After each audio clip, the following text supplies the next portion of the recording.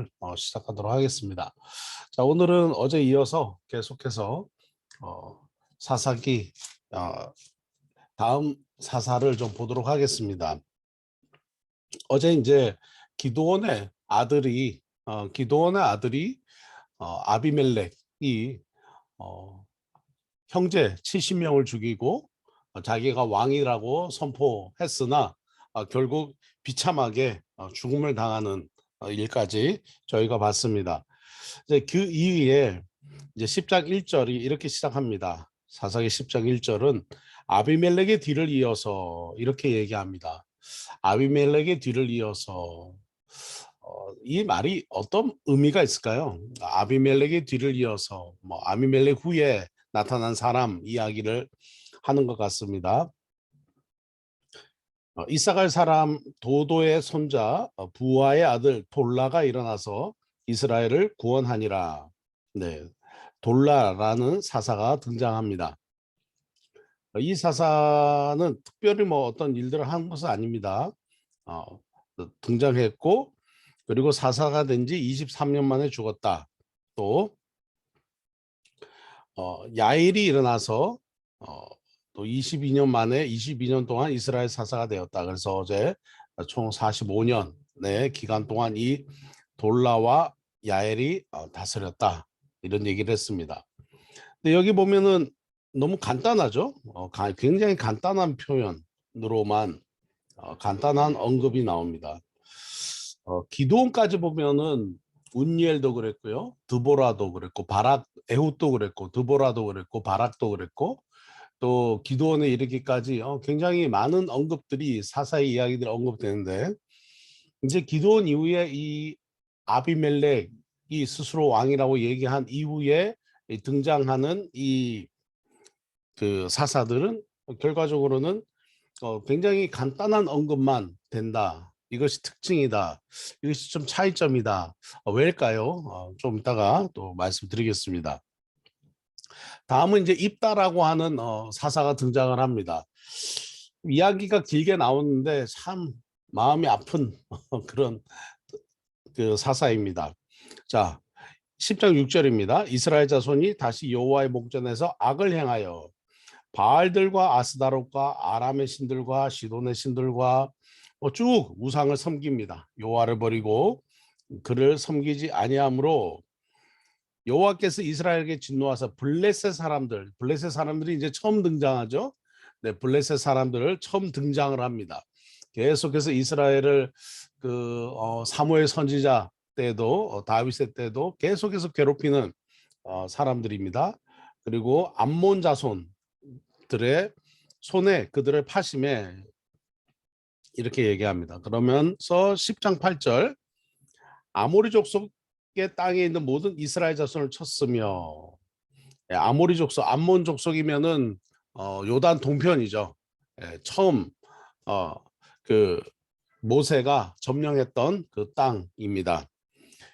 아모리 족속에 있는 땅에 있는 모든 이스라엘 자손을 쳤으며 18년 동안 억압하였더라.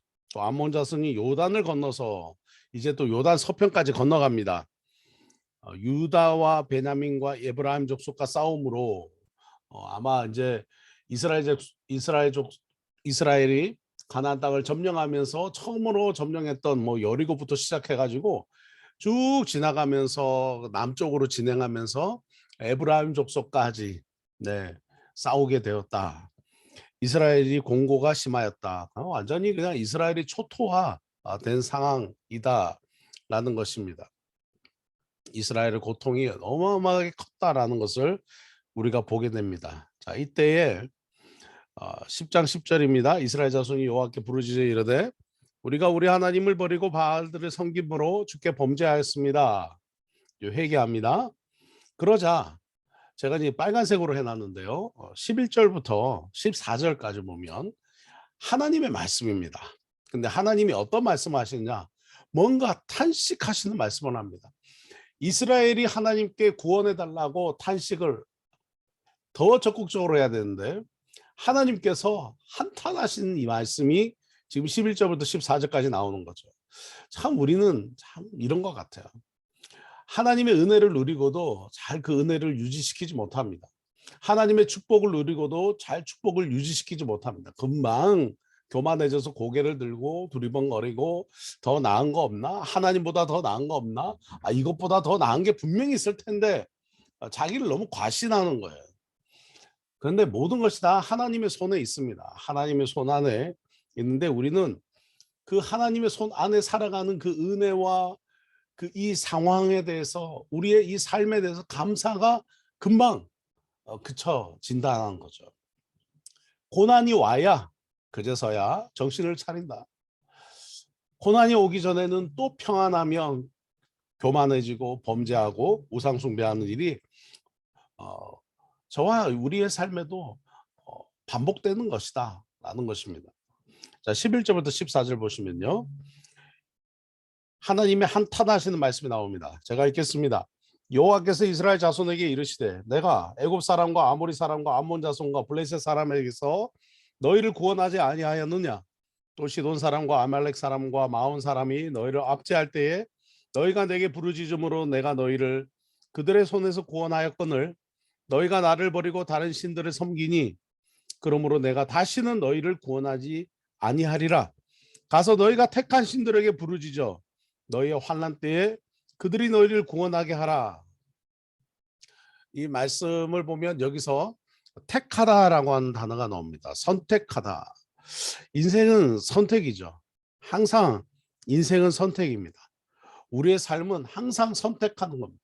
내가 무엇을 지금 선택하는가가 결국은 결과를 만들어냅니다.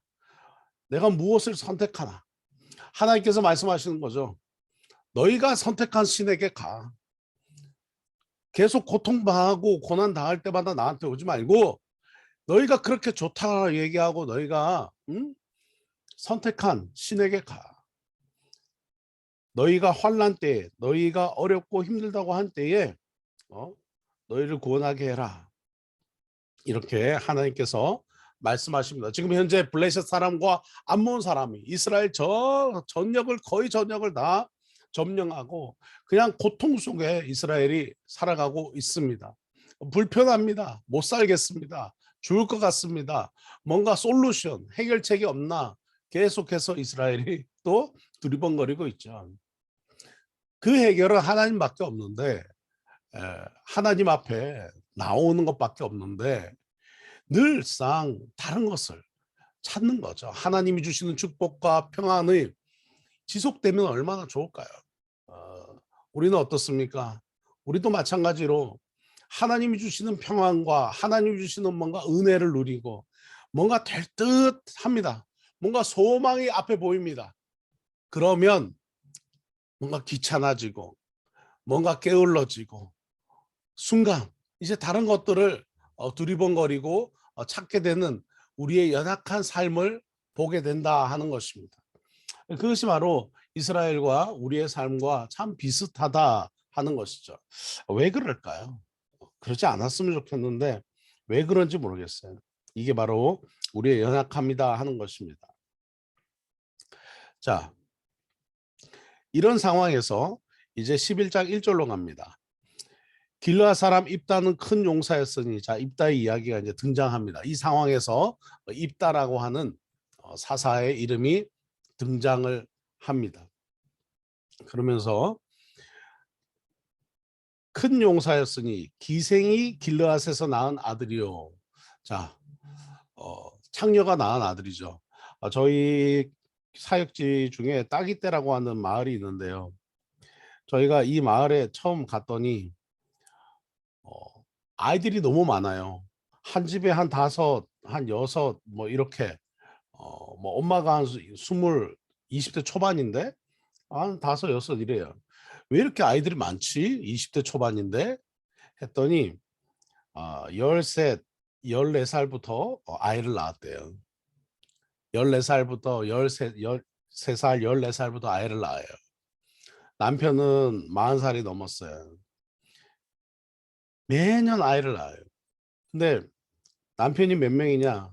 남편이 한 명이 5, 6명 낳는 집도 있지만 또 어떤 집은 남편이 뭐 3명, 4명 5명 그러더라고요. 근데 제가 한국에 있을 때는 참 그런 그 분들 보면 그러니까 매춘을 하시는 분들이죠. 이 매춘업을 하는 분들 보면 정말 어떻게 저렇게 살지 이렇게 생각을 했어요. 물론 이제 한국에 계신 분과 필리핀에 있는 분들 좀 상황이 틀릴 수가 있는데 저희가 이제 이 교회에 가서 사역을 하면서 보니까 쌀을 구할 방법이 없어요. 쌀을 구할 수 있는 방법이 없어요. 뭐 이렇게 여자들이 어마어마하게 많잖아요, 여성분들이. 근데 뭐 이렇게 손톱도 깎아주고 네일도 해주고 뭐 매니큐어도 발라주고 뭐 기껏해야 그런 일이에요. 그런 일들. 비싼 일은 뭐 다 스스로들 다 하고 뭐 미용실 같은 거를 차린다? 미용하러 갈 만한 여유가 있는 사람들이 없습니다. 스스로들 다 하더라고요, 집에서. 근데 이제 뭐 기껏해야 뭐 손톱 좀 깎아주고 뭐 5페소, 10페소. 근데 쌀이 지금 이제 필리핀이 좀 올라서 한 50페소 정도 1kg에. 근데 이런 이제 이 상황들이 있다 보니까 이제 쌀 구할 길이 없는 거예요. 근데 이분들이 보니까 대부분 다 노숙자셨더라고요. 그러니까 노숙자면 저희가 잘 알지 않습니까? 이렇게 살다가 쌀을 구할 수가 없으니까 이제 이러다가 남편이라도 있었으면 되는데 남편도 없다. 그럼 쉽게 그런 일에 되더라고요. 너무 안타깝습니다. 그래서 이 길르앗에 입다가 길르앗에 입다도 부모님이 어머니가 기생이었다라고 얘기를 합니다. 자, 길르앗의 아내도 그의 아들들을 낳았더라. 뭐 이렇게 얘기합니다. 자, 그 아내들의 아들이 자라면 입다를 쫓아내요. 너는 다른 여인의 자식이니 우리 아버지 집에서 기업을 잊지 못하리라. 자, 그렇게 그냥 아버지가 셋, 넷, 다섯 이렇게 되는데 이 길르앗이 아내가 하나만 있으면 얼마나 괜찮았겠어요? 근데 또 다른 어, 기생에게서 낳은 아들이다 보니까 이제 집에 데리고 가면 본처죠. 네, 본처의 아들들에서 쫓겨나게 되었다 하는 얘기가 나옵니다. 사무엘 선지자가요, 굉장히 이렇게 세밀하고 굉장히 구체적으로 이렇게 입다 이야기를 합니다. 상처가 많은 사람이었어요. 그리고 인정받지 못했던 사람, 그죠? 인정받지 못했던 사람. 뭔가 내가 인정받을 수 있는 어떤 그런 조건들이 하나도 없어요. 배경도 없죠. 쫓겨났죠. 네, 그냥 뭐 손가락질 당하는 집 사람이죠. 자, 이때에 어떤 일이 일어났냐? 11장 4절입니다. 암몬 자손이 이스라엘 치려 하니라. 자, 암몬이 또 치러 나옵니다. 그때 길르앗 장로들이 입다를 데려오려고 돕당에 가서, 왜죠? 입다가 아까 뭐라고 말했습니까? 큰 용사였다. 싸움을 잘했다. 이런 거예요. 그래서 데려오려고 돕당에 갔습니다. 입다에게 이르되 우리가 암몬 자손과 싸우려 하니 당신은 와서 우리 장관이 되라. 야, 대단한 제안이 옵니다. 인정받지 못했죠. 쫓겨났죠. 기생의 아들이죠. 그런데 우리의 군대 장관이 되라. 사실은 뭐 나가서 싸워서 이기면 좋고 안 이기더라도 대신 누가 나가서 우리 군대를 이끌고 싸울 만한 사람이 없으니까 부르러 갔던 것 같습니다. 어쨌든 이렇게 얘기하자 그 길르앗 장로들의 마음이 섭섭하죠. 그래서 7절에 이렇게 말합니다. 입다가 길르앗 장로들에게 이르되 너희가 전에 나를 미워해서 내 아버지 집에서 쫓아내지 아니하였느냐? 이제 너희가 환난을 당했다 하고 어찌하여 내게 왔느냐? 자, 이 5절에서요. 이 길르앗 장로들이 요 부분에서 길르앗 장로들이 새벽 일찍 일어나 모두 모여서 모든 사람들을 다 모아놓고 회개하고 기도하고 금식하였다. 이랬으면 얼마나 좋을까요? 그런데 여전히 이 땅의 지도자라고 하는 이 길르앗의 장로들이 여전히 하나님 앞에 회개하고 기도하고 금식하는 끝까지 하나님을 찾는 것은 부족했다 하는 것을 우리가 보게 됩니다. 그래서 우리는 어떻습니까? 우리도 어려움이 오고 힘든 일이 올 때 기도하기보다는 하나님의 역사를 돌아보기보다는 어떻게 해요? 우리의 경험과 우리의 지식과 우리의 갖고 있는 어떤 솔루션에서 갖고 있는 것 안에서 우리는 해결을 하려고 애를 쓴다 하는 것을 보게 됩니다. 왜죠? 믿음이 없기 때문이죠. 왜 믿음이 없습니까? 증거가 없기 때문이죠. 삶에서 믿음으로 살아오면서 생겼던 그 근거, 증거들이 없기 때문입니다. 그런데 하나님께서 계속해서 역사의 모세오경, 여호수아, 사사기에서 말씀하신 게 뭡니까? 그 증거가 있었죠. 그 증거는 우리의 조상들, 우리의 부모님들, 우리의 믿음의 선진들, 그리고 성경에 기록되어 있는 이야기들입니다. 믿으면 됩니다. 그런데 그 증거를 내가 직접 경험하지 않으면 그 증거를 잘 믿지 못하는, 그죠? 그 말씀들을 잘 믿지 못하는, 내가 직접 하나님 경험하지 않았다 하는 거죠. 아마도 이 길르앗의 장로들도 그랬던 것 같습니다. 내가 하나님을 경험하지 못했으니까 기도하려고 하기보다는 당장 큰 용사를 찾으러 갔다 하는 것입니다. 자, 결국은 길르앗 장로들이 이제 암몬과 싸우도록 입다를 데리고 옵니다. 자, 그렇게 하자 입다가 같이 가서 11절입니다. 길르앗 장로들과 함께 가니 백성이 자기들의 머리와 장관을 삼은지라. 입다가 미스바에서 자기의 말을 다 여호와 앞에 아뢰니라. 자, 이렇게 얘기합니다.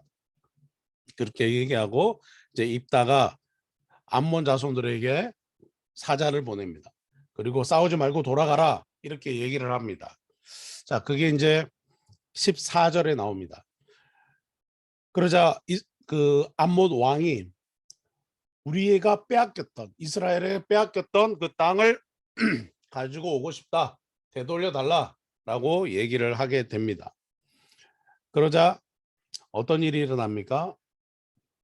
계속해서 설명을 쭉 하다가 결국 싸우게 되었다라는 것이 11장 28절에 나옵니다. 사실 요 중간에 그 11장 28절 그 중간에는, 이전에는 그 모세가 어떻게 이 모압 땅과 암몬 땅을 차지하게 되었는지에 대한 설명들이 쭉 나오게 됩니다.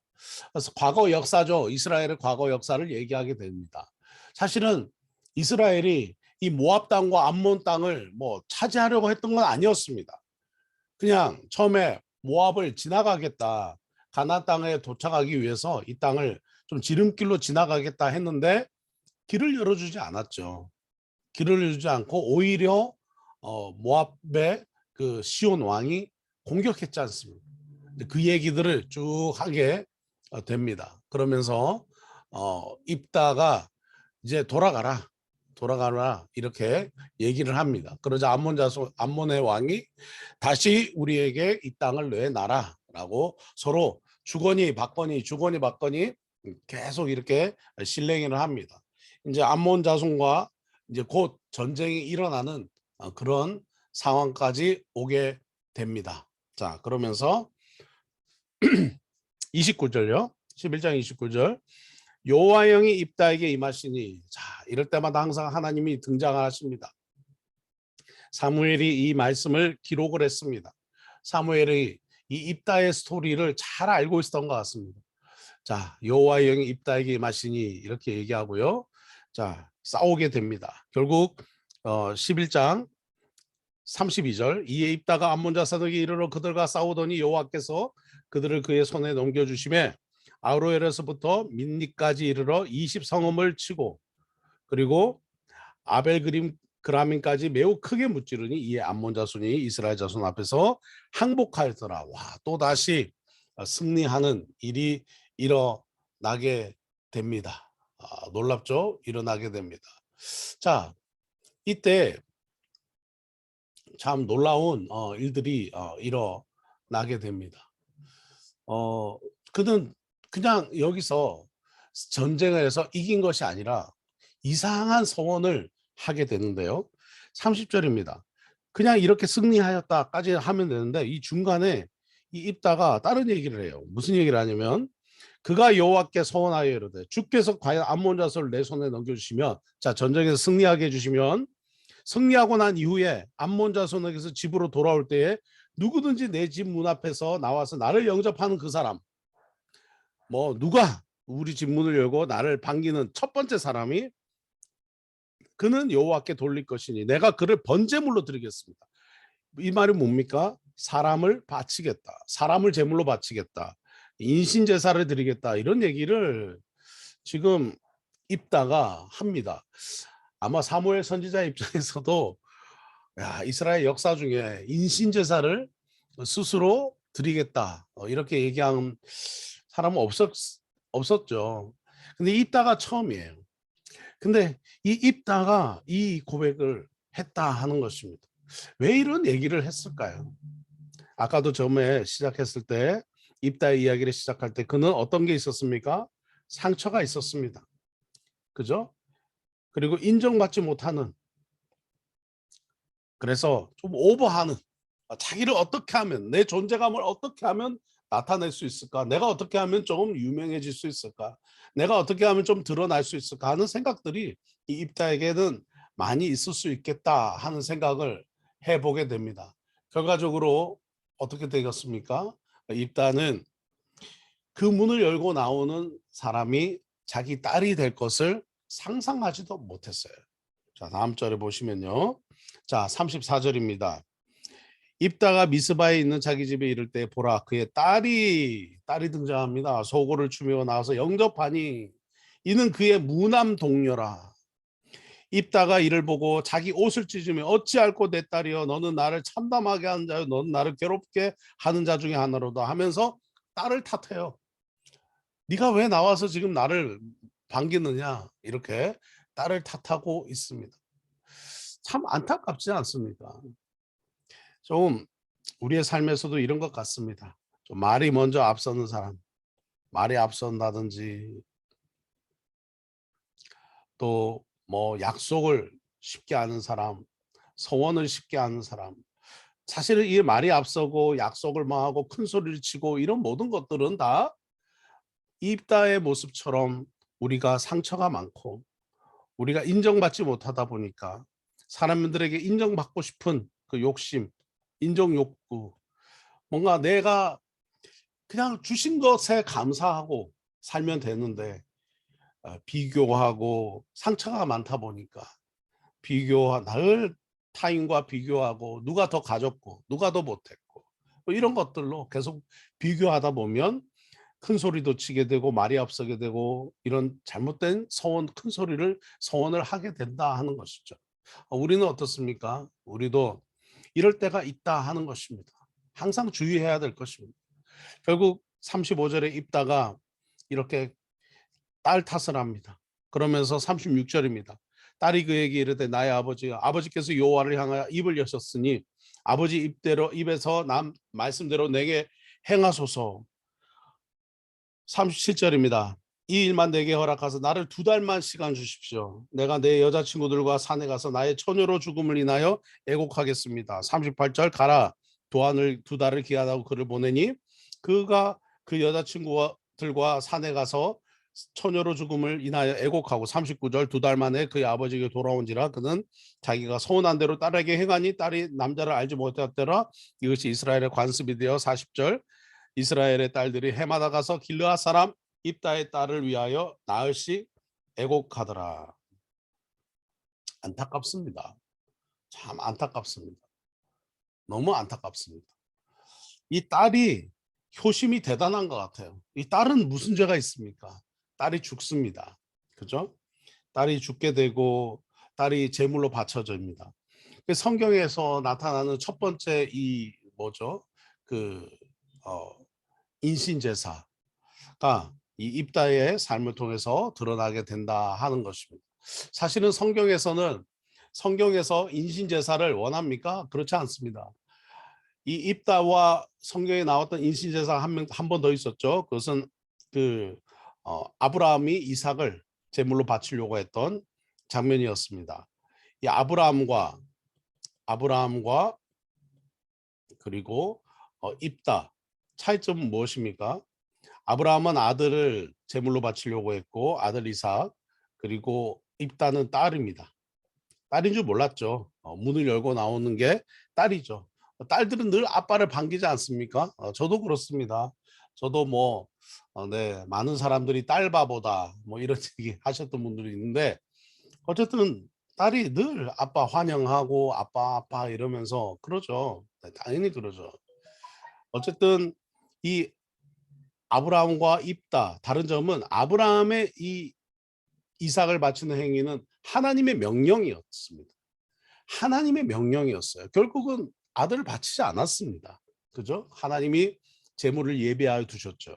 입다의 경우는 어떻습니까? 자기가 만들어낸 것입니다. 입다가 스스로 만들어내서 스스로 인신제사를 지내겠다고 큰 소리를 칩니다. 이 인신제사의 그 문화는 하나님의 문화입니까? 아닙니다. 가나안의 문화입니다. 가나안 땅에 그 어린 아이를 제사로 바치고 아기가 태어나면 제사로 바치고 하는 가나안의 우상 숭배의 문화입니다. 이것대로 자기가 인신제사를 드리겠다라고 하나님께 서원을 한 겁니다. 하나님께 맞지 않죠. 결국은 이 안타까운 일이 일어났다 하는 것입니다. 자, 오늘은 여기까지 하겠습니다. 우리는 어떻습니까?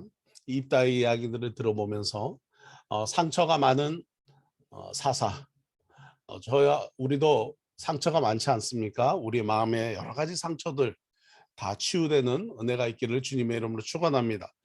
결국은 사무엘이 이런 얘기를 하는 것이 무엇일까요? 앞에 있었던 그 둘라와 야일과 이런 그 소사사들, 작은 사사들의 이야기와 또 입다의 이야기를 이렇게 길게 하는 정말 여기 모습 보면 사사 같지가 않아요. 어떻게 가나안의 문화를 가지고 가나안의 우상 숭배의 문화를 가지고 인신제사 드리는 문화를 가지고 하나님께 소원을 하겠습니까? 이것은 하나님 앞에 신실한 사사의 모습, 드보라의 그 찬양하는 모습과 비교해 보면 말이 안 됩니다.